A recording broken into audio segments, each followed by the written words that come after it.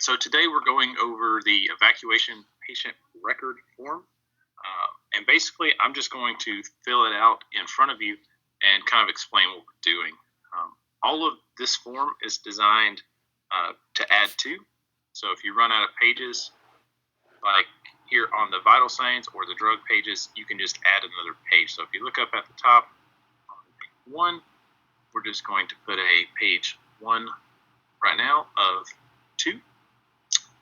This is all drop-down boxes when you have the Adobe PDF, so it should be easy to figure out. Local or Zulu, just put that in. Country.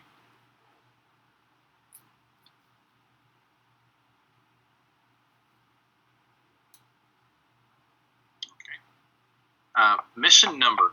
So mission number is going to be something that is either dictated by your PEC or set up by your task force as a way to track.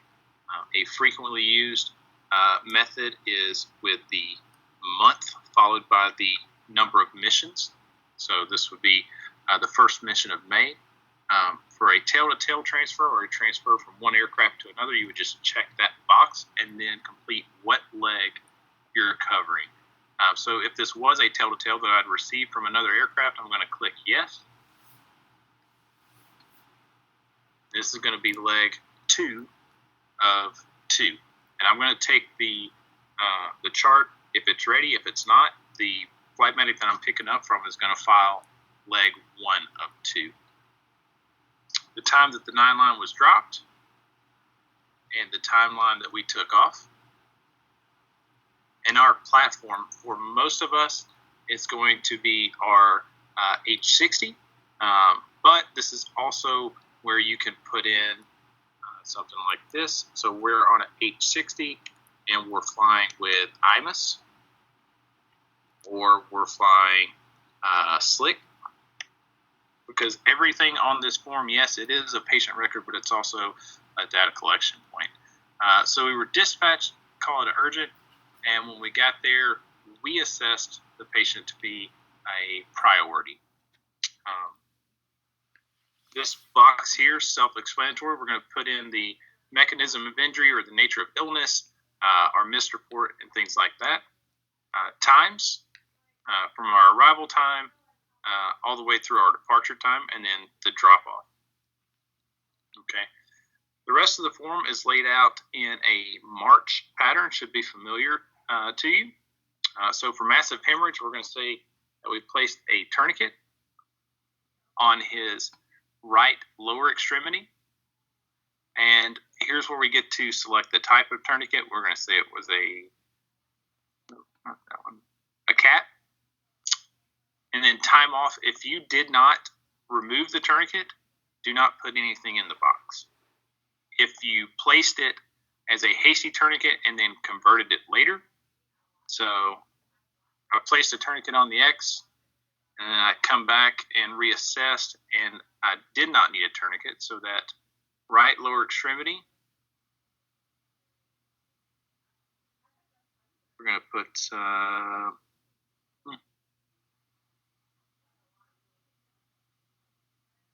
we're going to place another one right beside it. So this one came off at 12:47, and a deliberate tourniquet was placed, you see, 2 minutes before that. So this was my hasty. It was placed. I took it off. Before I took it off, I placed my deliberate tourniquet, and that's how that would look there. So this one was removed. This one was not. For airway, you get to select your type of airway. So something will go in this airway box. So if your patient is doing absolutely fine and you put the time, you put the type itself, maintaining his own airway, and then you can just leave that blank. So when somebody reviews your chart and they say, you know what, I read the mechanism of injury, or I read the mist, and this patient definitely deserved an airway, they can come down and look and say, no, it was assessed. The airway was being protected by self. And we'll just say 10 minutes into flight, we had to take the airway with a 6.0 crike. It was 8 centimeters at the skin. So some of you are used to using at the teeth or at the lip or at the tamer or for a crike at the skin. This is not a drop down. This is for you to put your metric in there. So that's what that will look like. Respirations. We can choose from our chest seals, our needle decompressions, thoracotomies, or our other breathing treatments. So nasal cannula, BBM, non-rebreather, things like that. So when he was self, he was on a nasal cannula.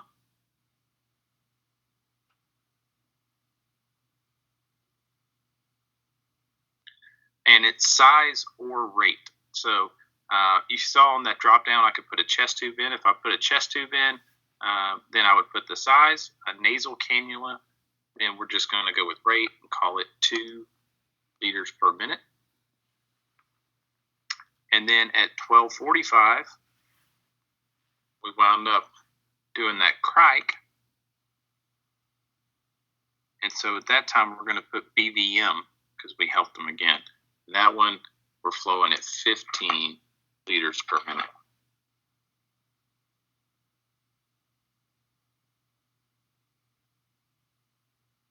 If it's something that needs a location,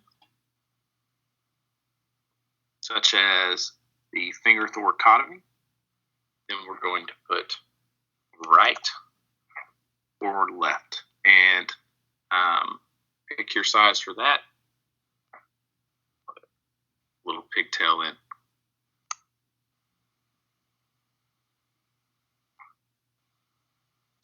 So we did MAR, looking at circulation. So this, we're going to put our IVs, our A lines, our central lines, and things like that. So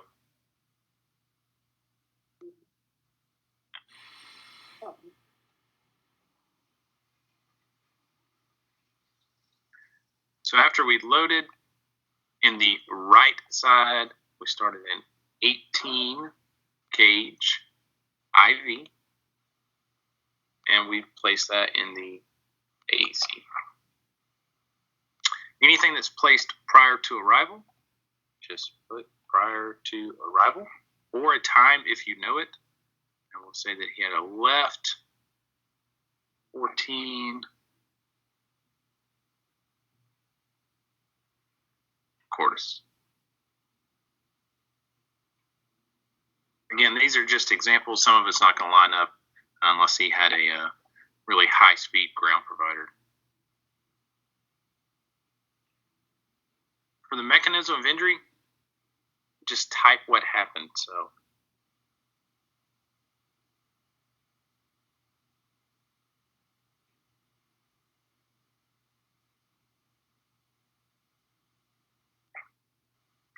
if there is no mechanism of injury, if it's a medical patient, just click the box that says medical.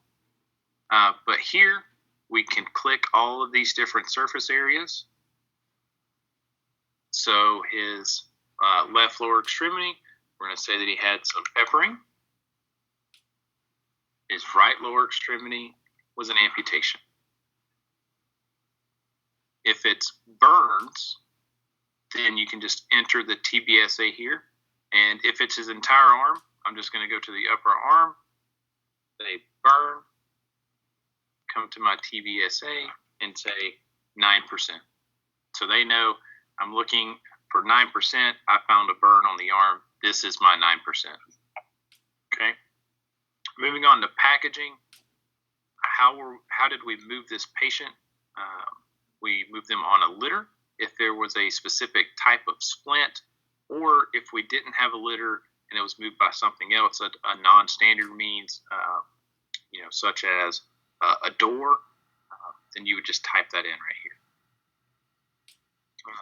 So dressings down here. So if I wanted to take that deliberate down, this tourniquet up here, I wanted to take it down even further. 12:55, and we did wound packing to, again, the right lower extremity. And then I could take that and say I took it down at 1300. Okay. Hypothermia prevention.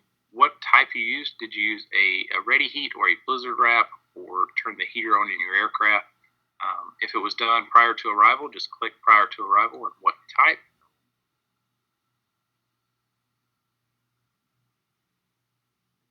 And there you go.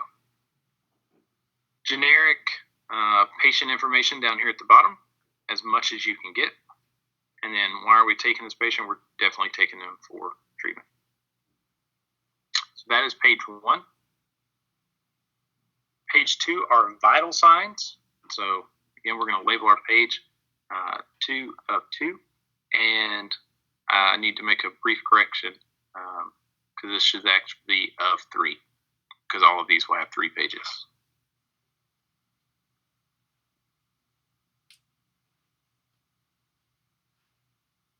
Okay, and these are written in columns. Okay, so time, first set of vitals, whatever you have, fill it in here. So my first set of vitals, I threw a pulse ox on, and I had a pulse of 114 and an SpO2 of 94%, and that was what I had. Okay, if you come back and 5 minutes later, now we're working, and we got a full set of vitals, then you just come back and put the full set of vitals in. So you list the time and all of the information you have. So we got blood pressure now, but the pulse ox fell off, so I'm going to leave that one blank. So enter the information you have in the column you have. For medications, if you're administering multiple medications at the same time, then you just put the medication.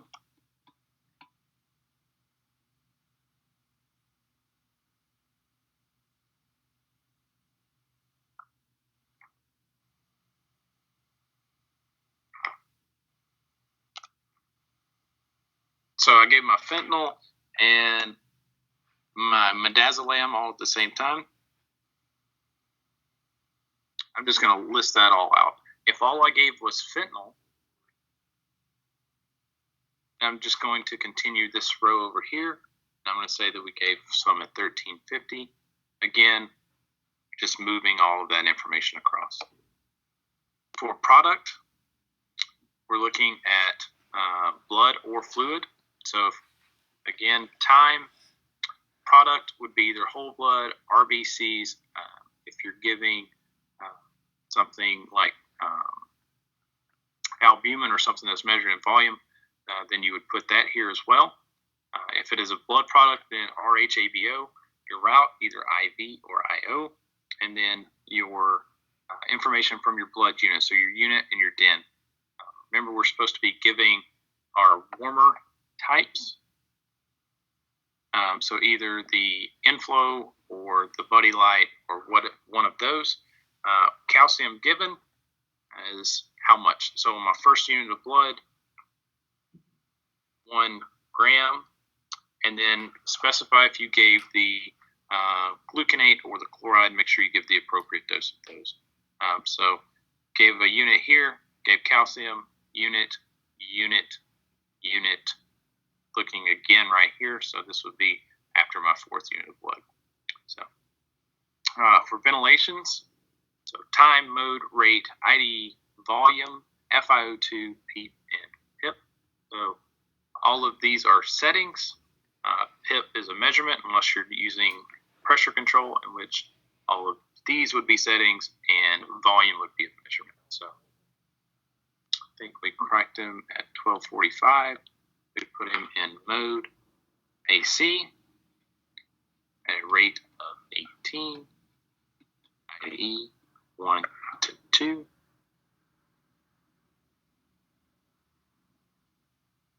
Volume of 450.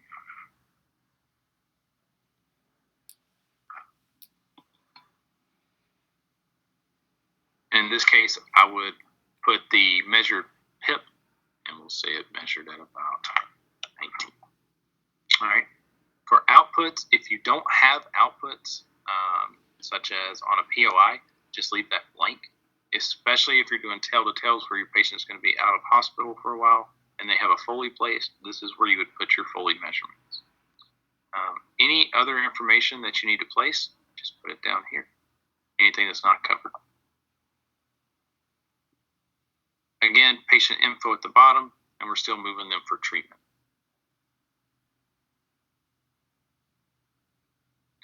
So our last page is for any notes or labs that were transferred with the patient. So if they received ABGs, significant imaging findings, so positive FAST or CT reveals or something like that, but it's any note that needs to be passed to every provider along the chain.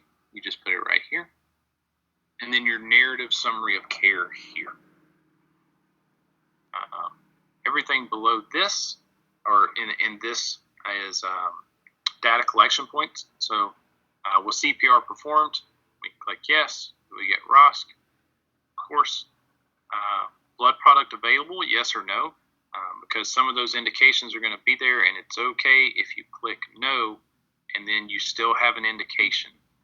Because again, this is shaping other requirements for the future. So if you have an indication for blood, but it was not available, then maybe that's something that we can use to get you the products you need. ABGs received on a vent patient, yes or no? If you have them here, click yes, and then of course place them up here. If it's the burn patient, and this should be started either by the original provider or by you. And this is obviously your signature block. So if there's only one provider, use the top block.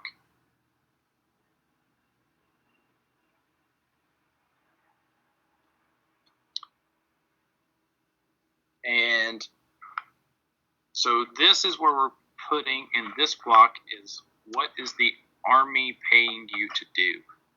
So if you're a Army ECCN and you also moonlight as a midwife, we want to know that you are an RN, Mike 5, ECCN.